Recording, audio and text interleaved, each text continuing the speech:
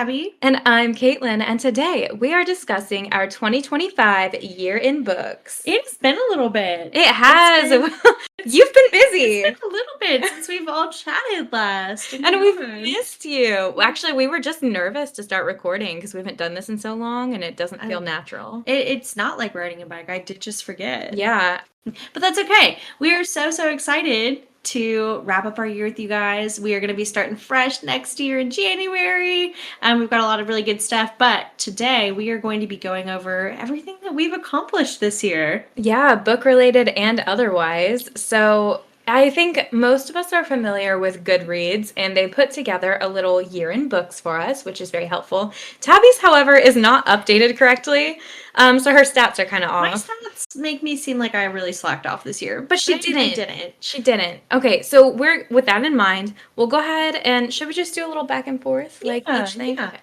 So we'll start with, what was your goal? And how many books have you read? Have you met your goal? Yeah, so my goal this year was 50, which hindsight was a little steep for me, but that's okay. We're almost there. So I read 48 and a half books so far. I will be finishing the 49th one today. And then I will be getting to 50. Yes. I will be finishing my goal. Because I've recommended some wonderful novellas for you to choose from. They were very good. As of today, December 28th, 2025, the year of our Lord. I have 3 days left to complete this. And that's done. Plenty of time. That is so much time because you're on vacation now. That's right. Yeah. We're recording in the same room. Can you tell? Which is so exciting. Can you never feel get it? to do that. So my goal was also steep in hindsight. I will probably be lowering it for next year. I had a goal of 60 books. I did manage to reach that goal. I read 63. But I will say it was a bit of a struggle, and a lot of them were novellas, which I, of course, count, but, I feel like we could lower the total number if we're just reading novellas to get to it. I'm just reading novellas to get by. Yeah, and I do love a good novella. It's just like, come on. I mean, if I'm reading like 12 of them, does that really count? I don't know. I'm counting it. It counts. You won't get to decide. I get to decide. If it's on Goodreads and I can mark that bitch as read, it counts. Yeah, me adding fan fiction into Goodreads to count it. All right. How many pages have we read? So again, mine is not correct, but according to Goodreads, I've only read 40 books this year. Yeah. On my year in books, but on my goals, I've read 48, so I don't know. But according to my year in books, I've read 12,197 pages. Which is still a lot of pages. Which is still a lot. But it is probably like at least a couple thousand higher than that. My pages read says 15,203. So a decent amount, I would say. Definitely. My average book length was 304 pages because I reread the Akatar series again. Mm-hmm. Dragged it up. I would say that's a pretty good, that's like a standard novel length. Yeah. So makes sense for an average. My average book length was a little bit shorter because, again, I read a lot of novellas. 241 pages. So still kind of balances out. My shortest book was 31 pages, and my longest one was 626 pages. According to Mist and Fury. My shortest book was 25 pages, and longest was 544 pages, and that was Onyx Storm by Rebecca Yarros. My most shelved book was A Court of Thorns and Roses. 7.2 million of you guys shelved that book in 2025. That's crazy. That is crazy. And then the least shelved book was 597, and that was Flesh of the Sea. Yeah, we did that one on the podcast this year. It's very good if you like kind of eldritch horror type stuff. So check that out if you haven't. My most shelved book was Tomorrow and Tomorrow and Tomorrow, shelved by 3 million other people this year. And my least shelved was actually a poetry collection called All the Things in the Sky by Star Gallison, and it was shelved by 5 others. Oh, perfect. But it was a very beautiful poetry collection if you're into that sort of thing. I love that. So for my average rating, I actually don't rate books very often. I probably should get better at it. It's just not who I am as a person. So I don't have a rating. She's a chaos gremlin. And my average rating was 3.4 stars, which She's a hater. I'm a hater at heart. If I do not like a book, I am brutally honest. And that's, I feel like that is what they're for. That is what they're for. It's for our thoughts and feelings. It's meant to be a journal of our emotions as we read a book. But you should never, ever look at an average rating and let that determine if you are going to read that book. Yeah. Because just because I didn't like that book doesn't mean you won't like that book. That is so true. The amount of books that I have rated like 1 or 2 stars and I go in and it's got like a bunch of 5 and 4 star ratings is crazy. And that is A-okay. Yeah, because we all have different tastes and that's great. Let's talk about some of our favorites this year. So I had so many, I had to narrow it down because I read a lot of really, really great books. I felt like I was a little more intentional this year with what I was reading. One of my absolute favorite ones I read this year was by Miss Allie Hazelwood herself, Deep End. Now I listened to Deep End, which I recommend if you want the best experience there. The voice narrators are just incredible. The voice actors, sorry. The Night and the Moth by Rachel Gillig was a close second. Again, I highly recommend listening to it. It is such a treat. It is very like gothic and fun. There's a lot of really, really good humor in it as well. So definitely give that one a listen. We may actually be doing that one next year. And then last but not least was Taurus Season by Bryn Weaver. Man, that was probably one of my absolute favorite reads of the year. It was so, so fun. It was very reminiscent of Butcher and Blackbird, which we've done on the podcast before. If you haven't read that one, I definitely recommend it. I'm so excited to read that one because I have not yet. So one of my favorites this year also was Deep End by Allie Hazelwood. For those of you who have not read that one yet, just know it is significantly different than like kind of what she started with. I would say it's a lot more bold. Very adult. Yeah, and it was just like a very like different but exciting thing that she wrote this year. Some other favorites of mine is The Shepherd King Duology by Rachel Gillig. So beautiful. Oh, so good. So we also did those on the podcast this year. It's One Dark Window and Two Twisted Crowns. Yep. And then The Six Deaths of the Saint by Alex E. Harrow, which we also did this year on the podcast. That one almost made my list. It's so good. It is so good.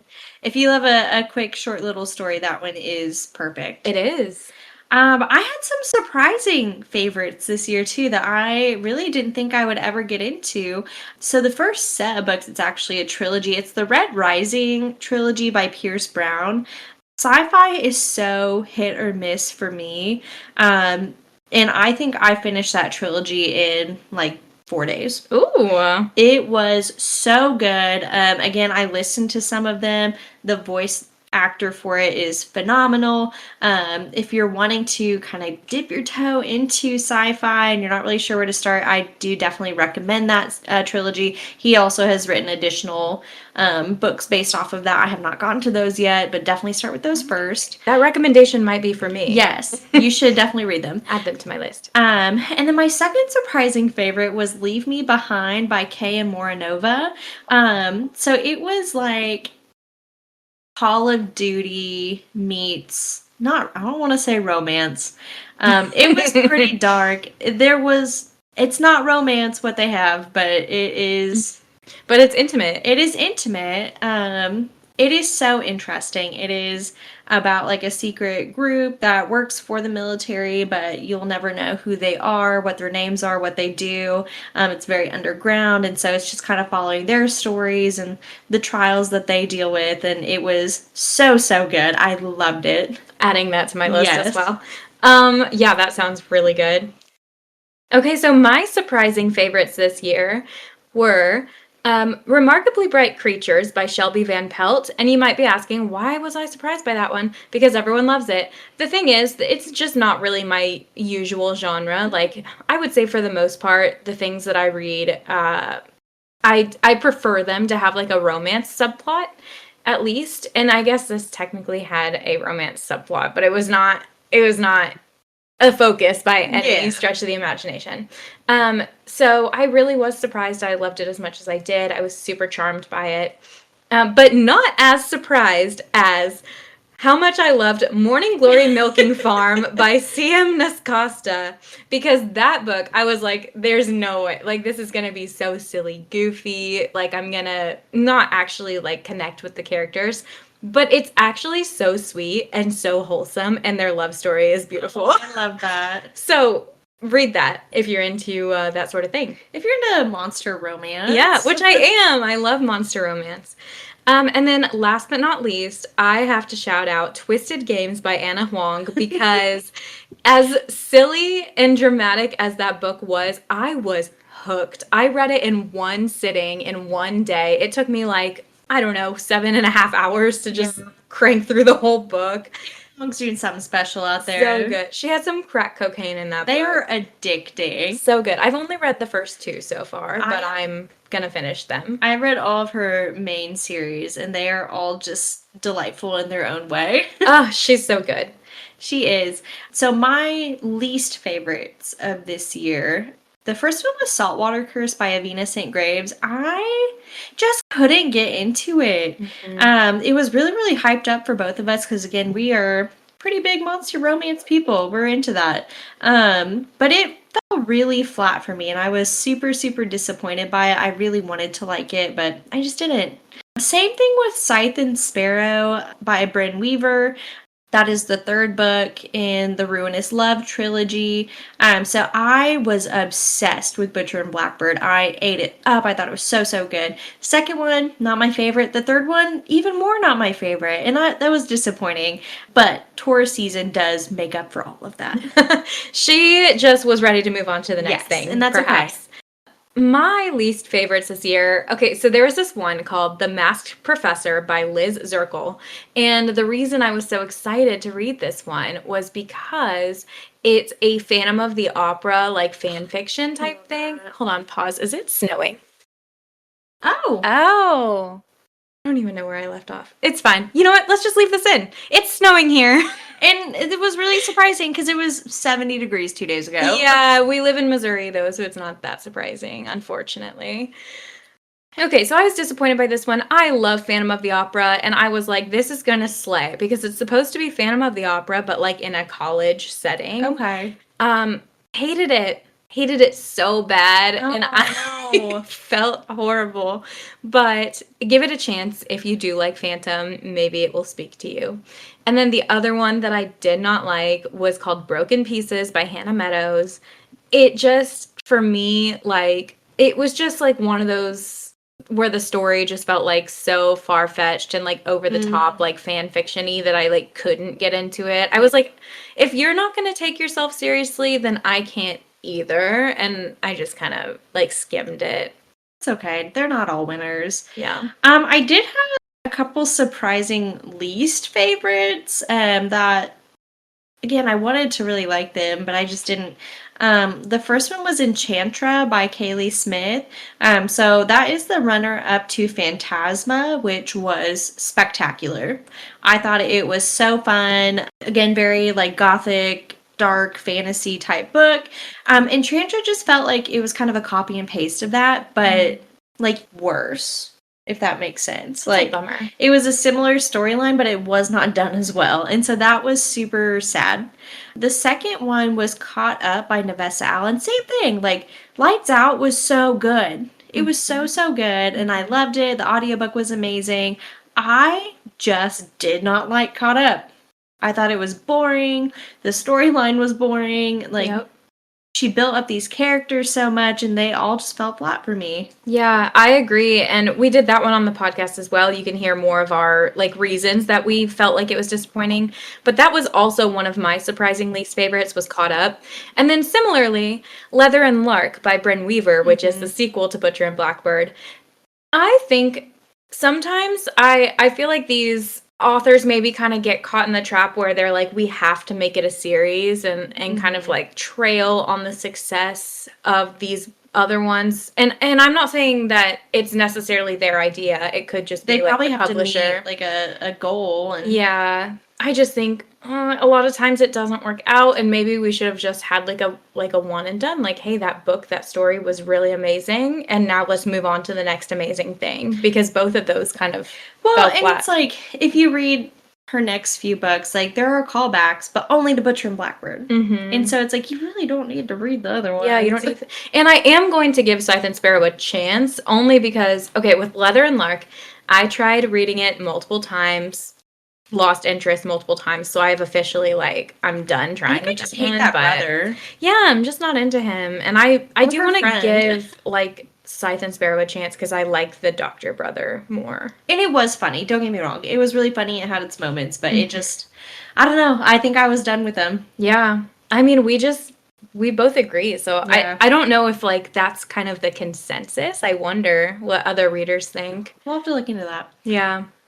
So those are our year in books for 2025, but let's talk about some more accomplishments from this year. Yeah, it was a big year for It me. was. I had a little baby best friend. He's the littlest book club member, my little sweet precious angel. As of today, he's 3 months old, which is just so crazy to me. And he has been just a delight Yeah. to have. Yeah, He's I know we're wonderful. biased, but I'm just going to say he's a stand-up guy. He really is. He's the best guy I've ever met. Model you know? citizen and just, never done a thing wrong in his life. In his 3 months. In his 3 months, he is everything you could want to be. I also was really proud of this accomplishment because even though I didn't think I was going to make my reading goal, I finished a book every single month this year. And that's amazing. Yes. So every month I read at least one book, which was awesome. That is. And I also quit my job to be a mother. That was a big accomplishment for me because that was a really hard thing to do. But I'm so excited to, move into this next chapter of my life, focus more on this fun thing we get to do and, play with my little guy. Oh, he's so perfect. I can't wait till he's actually reading. I know. Our littlest book club member. Yeah, so I'm so proud of you because I did not finish a book every single month of this year. I did not finish one in October, but I did finish in the other 11 months. Yeah. So still up there. And then another fun little thing that I did is I've been writing poetry since probably high school, middle school. I'm not exactly sure. But I was like, you know what I'm going to do is I'm going to publish this little collection, a little poetry chapbook. And so I did self-publish a poetry chapbook if you're interested in reading it.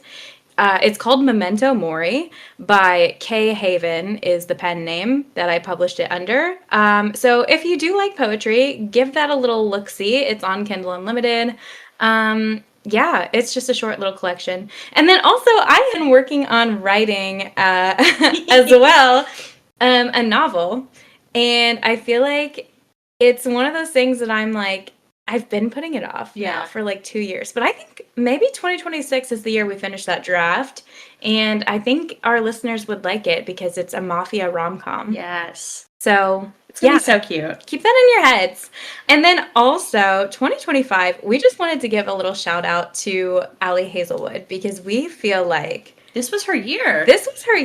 We feel like it was just such a she published so many quantity books this year, but also the quality was high for all of them. They were all so good. They were, and I thought they were all unique to each other as well, and they were different from what she had published previously.